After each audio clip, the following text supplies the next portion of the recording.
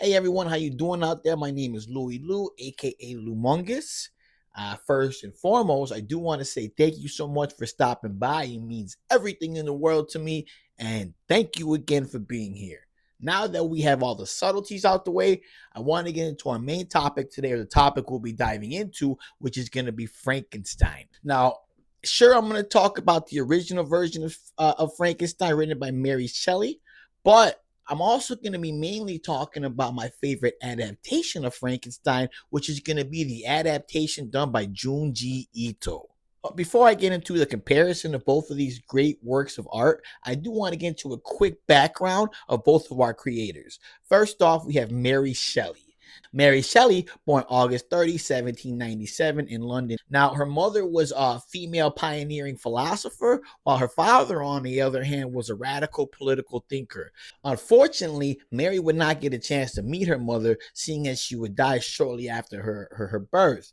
But her legacy did live on through Mary's creative and bold independent spirit. At the age of just 16, Mary fell in love with poet Percy Shelley, whose most famous work is a poem known as Ozymandias. The two eloped in Europe and would have a great marriage full of passion and love, but it would not be without tragedy. Out of having 4 children, only one of them survived. That one was named Percy Florence Shelley. Now, it was during a trip to Switzerland in 1816, famously known as the Year Without a Summer. I don't know why it was called that. Most likely because it was a really long winter and it carried on into the summer. I don't know. But anyway, that would be when Mary conceived her most iconic work, which is Frankenstein, or the modern Prometheus. Now, really quick, I do want to go off on a quick tangent. I have a small beef with this. So, not with Mary Shelley's version of Frankenstein, or Frankenstein at all. It's one of my most favorite novels ever. But I do have a beef with it being called the modern Prometheus. Only because if anybody knows any kind of Greek mythology lore, Prometheus was the Titan of hindsight. No, I'm sorry, I apologize. He was the Titan of foresight. And Prometheus, well, he loved his creations. He loved his creations so much that he went against Zeus twice just to give man the fire. I believe it was the fire of Olympus is what it's called. In doing so, Zeus, being the vengeful god he was, ended up taking Prometheus and tying him to a mountain, or keeping him trapped on a mountain, where every day a vulture would come and eat out his organs. Now, Prometheus being a Titan meant that he just couldn't be killed by any normal way. So what would happen is Prometheus would end up healing, his whole body would heal, and then the vulture would come and do that again the very next day. I think now I could be wrong here, but I'm pretty sure Prometheus was end up being saved by Hercules, which was later down the road. But Prometheus went through this torture for years on end, and he did that all for mankind. Now, flash forward to Victor Frankenstein. Also, really quick side note, another side note on my side note, there's going to be a lot of spoilers in here. So if anybody has not read Frankenstein, it's 200 years old. So maybe you should, catch up. So Victor Frankenstein, his motivation was nothing like Prometheus, where in fact Prometheus was actually tasked by Zeus to create these creatures, whereas in Frankenstein, or Victor Frankenstein, he did this by himself with his unchecked ambition and his quest for glory and being something better than what he was, and not being satisfied and content with the life that he had, which was pretty amazing. So to compare the two, to me, it's a little rough. I'm not really the biggest fan of that, but I digress. Now, even though Mary conceived her most iconic and famous work in 1816, it was more of a contest between friends, a friendly contest, who can write the best short story in a short given amount of time. Now, Mary Shelley ended up winning the competition, and all of her friends fell in love with it, and they encouraged her to expand more on the short story, turning into a novel, which she would, and end up releasing in 1818 when she was only 20 years old. Now, Frankenstein is considered one of the earliest examples of science fiction. The novel tells the story of Victor Frankenstein, a young scientist who creates a living being out of dead body parts, only to be horrified by the results. More than just a horror story, Frankenstein explores deep themes like the dangers of unchecked ambition, the quest of knowledge, isolation, and the responsibility creators bear for their creations. Now, Mary Shelley would die February 1st, 1851, at the age of 53. But her work lives on, not just as a classic literature, but as a cultural cornerstone of science fiction and gothic horror.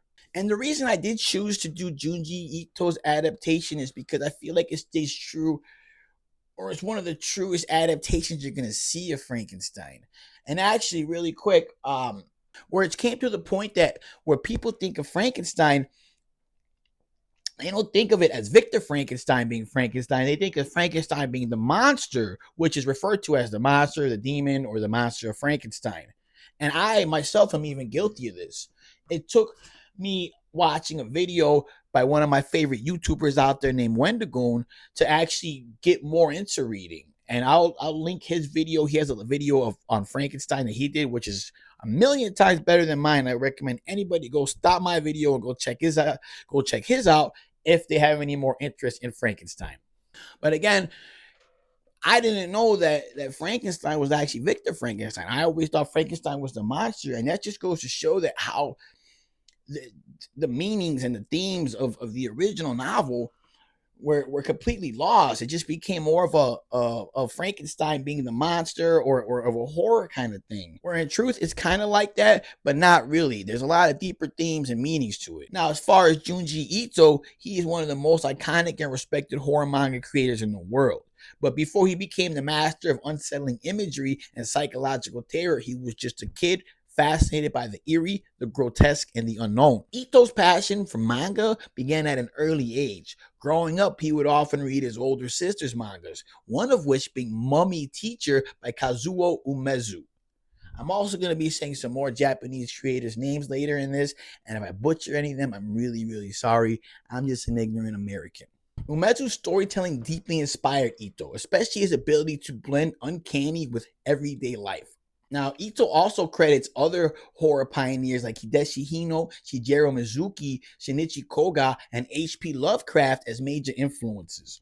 From Umezu, he learned storytelling. From Hino, how to craft an eerie mood. He also admires modern storytellers like Guillermo del Toro and the creative genius of Hideo Kojima, which Hideo Kojima is one of my most favorite creators ever. I've played Metal Gears, all the Metal Gears. I spent countless hours playing those games, and I will do it again when Snake Eater comes out remastered. But quick, another fun side note, it was Guillermo del Toro, it was Hideo Kojima, and it was going to be Junji Ito who was going to work on Konami's PT, which was going to be another Silent Hill game. And if anybody that's played PT knows that game was intense. Go look up some gameplay, it's going to blow your mind. Now, despite his love for horror, Ito originally pushed a career in a completely different field, which was dentistry. I mean, the man still had to pay the bills, had to keep the lights on. So he would go to dentistry school where he would graduate and then later work in the field, kind of trying to balance the two, creating manga and while working in the dentistry field. In 1987, he submitted a short story called Tomi to Monthly Halloween, a Japanese manga magazine focused on shoujo manga, that is, manga targeted towards young girls. So anybody who doesn't know, manga is really broken up into 4 different categories. There's going to be more categories, but it mainly stays in these 4. Now, excuse me for these. I'm probably going to butcher them. So the 4 different categories of mangas that it's broken down to is going to be seinen, shonen, shoujo, and josei. I believe that's it. Again, if I butchered any of those names, I'm really, really sorry. Josei is going to target women from the ages of 18 to 40 normally, while seinen manga is going to be targeted for the men of the age of over 20. Shonen manga is going to be targeting males from the age of, I believe, to about 10 to 18 years old. There goes your quick breakdown on manga. You're welcome. So in the 1980s in Japan, a lot of horror, slasher, and supernatural tales were very popular because Halloween was introduced to the country in the 1970s. Which is one of the main reasons that Monthly Halloween came along in the first place, to kind of capitalize off this big boom of slasher and supernatural tales being introduced to the country. Junji Ito's story that he sent to Monthly Halloween called Tomi ended up winning the Umezu Prize, actually awarded by Umezu himself. And he did this to kind of mainly find a lot of new prospering talent in the manga horror kind of world. And he lucked out when he found Junji Ito. Junji Ito's works from Uzumaki to Gyo and beyond are famous for their disturbing imagery, cosmic dread, and the uniquely Japanese sense of horror. His art often starts in the mundane, but twists into something grotesque, shocking, and unforgettable. Today, Junji Ito is internationally celebrated, with his manga translated into numerous languages, adapted into films, anime, and revered by horror fans across the whole globe. Again, Mary did release Frankenstein in 1818, creating what many consider the first true science fiction novel. Her story was philosophical, gothic, and deeply emotional, a meditation on ambition, guilt, and alienation. Now, 2 centuries later, Junji Ito, best known for his terrifying creations, adapted this classic into manga form.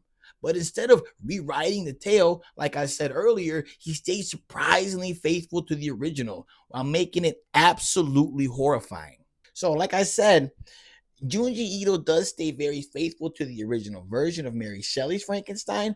But actually, here we go. I have Mary Shelley's paperback right here. I do want to get a really cool hard copy. I'll probably do that later. Uh, but this one did the job for now very well. But then you have this one here, Junji Ito's adaptation of Frankenstein. I'm not sure if we can see this in the camera. Can we see this? Yeah, we got it. Okay. So probably look a little weird doing this, but look, you see, it's pretty cool. Like in Japan, I guess they read from back to front and right to left as we read front to back, left to right, whatever. But anyway, it's pretty cool. Opens up like that. Bada bing, bada boom. Love it. But there are differences in the two. One of the first differences we'll see is, as in Mary Shelley's version of Frankenstein, opens up with a series of letters from Robert Walton writing to his sister as he's on a voyage to the North Pole. Now, Junji Ito completely scrapped this idea of the letters, and I think he did that mainly only for the lack of space, or for the fact that it's a more of a graphic novel and he could kind of just illustrate all of that for you really quick. Either way, the change works really well for his novel, and it kind of works as a soft introduction to some of our main characters, one being the monster of Frankenstein. Then you have Robert Walton, the one who's on the ship headed to the North Pole, and then you have another soft introduction of Victor Frankenstein. Now, it's important to remember that Victor is the architect of this nightmare. In Shelley's version, he's a man destroyed by his own ambition, a tragic figure racked with guilt. Now, in Junji Ito's version, Victor is still ambitious. He's still guilty, but more unstable. His obsession oozes from every panel, his eyes wide with madness, his face gaunt and haunted. Like in true Junji Ito manga form, his descent isn't really described, it's shown on every page very, very well. Mary Shelley portrays Victor as a cautionary tale about unchecked ambition. Junji Ito leans into the psychological horror of guilt, portraying Victor's descent more graphically. An emphasis on mental breakdown over moral reflection. Now, as far as the creatures go, or the monsters of Frankenstein goes, Shelley's creature was hideous, yes, but he's also very eloquent and intelligent, even poetic. His pain was psychological, emotional. He questioned what it meant to be human. And you see, I believe he got a lot of this when he's stuck in the shack with Felix and his family, and then Safi begins to learn English, and that's when Frankenstein learns English as well. I think this was a time not only for him to learn basically the basics of writing and things like that, but he also learned about family and love and compassion and what it means to have somebody. And then seeing Felix and Safi, he learned what it was for a man to love a woman, and how their love shared was different from the love that Felix shared with his family. Now, in Junji Ito's version, the creature is still articulate, but his visual design is nightmarish. You got to think torn flesh, sunken eyes, a walking wound, a walking scab. Many times, or most of the time you see him, he's wrapped in bandages. The horror moves from inside the soul to the surface of the skin. It's the same tragedy, just dressed in true body horror. Another change that Junji Ito did very well, I think, was when it comes to Victor having to make another creature for the monster of Frankenstein. As anybody knows, Victor and the monster end up having a heart-to-heart talk, where Victor tries to punch him and that doesn't work out well for him. In which during this conversation, the monster expresses how he longs for compassion. He longs for a soulmate, for someone like him. Whereas he's hideous. Sure, he can talk like a human and he can act like a human. He can have human emotions, but he will never be considered a human. So again, the monster of Frankenstein tries to get Victor to create him another one like him. Victor, at first, very reluctant, ends up agreeing with the monster. Now, what Junji Ito did was genius, and I'm not sure if this was done on purpose or if it was just done by accident. Whatever he did was great. So Victor in Junji Ito's version is trying to find more body parts so he can create this creature, this companion for the monster. In doing so, he ends up finding 3 women who were recently killed in a landslide. Victor would later dig them up after the funeral, being able to use most of their body parts. Due to the nature of the landslide, the heavy rocks would crush the women's head, leaving them unsalvageable for Victor. And if anybody remembers, like in the original version, the monster of Frankenstein is watching Victor create his companion. It's not really stated that he's completely just like right there by the window looking at him, but Victor can see movement in the background. He can see his eyes once in a while peering into the window. So Junji Ito would take this and use it as the monster seeing that Victor has almost everything he needs. He just doesn't have a head. So the monster would take it upon himself to resource a head. And what does he do? He goes and digs up the body of recently executed Christine and uses her head for the head of the companion that is supposed to be built by Victor. I find this incredibly symbolic and having a lot of meaning. Go back to Mary Shelley's version. After the monster of Frankenstein kills Victor's younger brother, he goes and plants the evidence into Christine's pocket. And I think he does this, well, it's kind of, I guess, hinted the fact that he does this is because he sees Christine being so beautiful and something that he can never possess. He'll never have a companion like that for him being so hideously ugly and monstrous. So there, I think Junji Ito saw that as the monster of Frankenstein having this crush on Christine before inevitably setting her up, which would lead to her execution.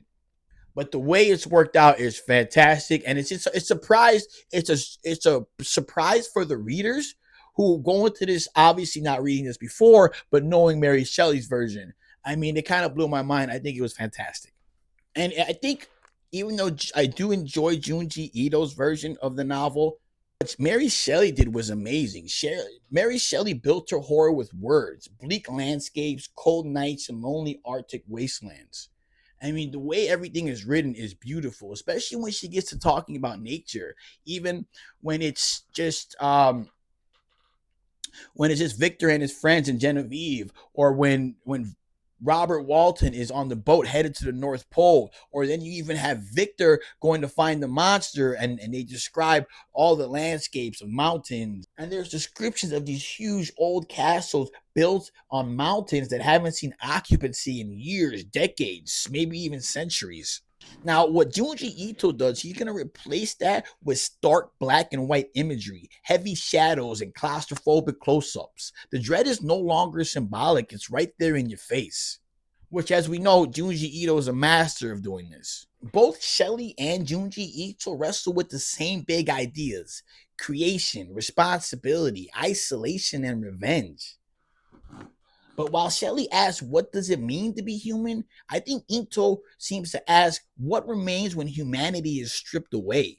Creature is still tragic, yeah, but he's also terrifying. And maybe that's the point, that the monstrous and the human are not so far apart. Again, Junji Ito's adaptation is shockingly faithful. The characters, the plot, and even much of the original dialogue remains intact. But the delivery is pure Junji Ito at its finest, unsettling, stylized, and deeply visual. Junji Ito doesn't rewrite Shelley's tale, he reanimates it. Ito replaces Shelley's poetic introspection with expressionistic imagery. Distorted bodies and claustrophobic paneling replace long monologues. Facial horror, Junji Ito's signature, communicates emotional collapse. The sublime becomes surreal horror. Mary Shelley's Frankenstein is a story of lost souls, of creators who reject their creations and creatures who crave acceptance. Now, Junji Ito transforms it from Gothic philosophy into a living nightmare, but at its heart, it's still the same question: who is the real monster? Blah. Now, the two of them are going to be two different horrors sharing one heart. Despite major stylistic differences, Ito and Shelly are asking the same essential questions. What is the cost of playing God? Can society accept the different? Is the real monster the creature or the man who made him? Ito translates Shelley's philosophical horror into visceral, visual fear. He preserves the soul of Frankenstein while dressing it in a skin of grotesque manga terror. Sometimes horror doesn't come from what we create, but from what we refuse to understand. Wrapping up the video, I do want to talk about one other change I did like. When Victor is creating the companion for the monster, Henry Cavill walks in on him, and they end up working together to create this new abomination that the monster could love, which I thought was very cool because in the original version, Victor doesn't tell Henry much, and anybody who's read it knows Henry is one of the best friends anybody can have ever. I mean, the entire time he sticks with them, even when he finds Victor after the original creation is created, that Victor goes into this fever and he's sick for I think months on end, and Henry Cavill stays by his side the entire time. The dude is a champion. He's the GOAT of best friends. And him and Henry, and him and Victor coming together to work on his creation after Victor tells him what's going on, it was definitely something I like to see in the novel. Although it does end the same where Henry ends up getting killed by the monster, which is good. That I'm glad he did keep that in there. Sorry, Henry. But I mean, just to stay true to the original adaptation. Another fun thing that he changed was, whereas in the original version with Mary Shelley, Victor loses his mind making the companion for the monster, and he ends up tearing everything apart, throwing it all away, destroying everything, and the monster comes in and gets extremely pissed with him and tells him he's going to regret it. He'll see him again on his wedding day. Whereas in Junji Ito's version, the monster with Christine's head ends up coming to life, and they end up fighting each other, the original monster and the companion for the monster, which is briefly touched on in the original version, I believe.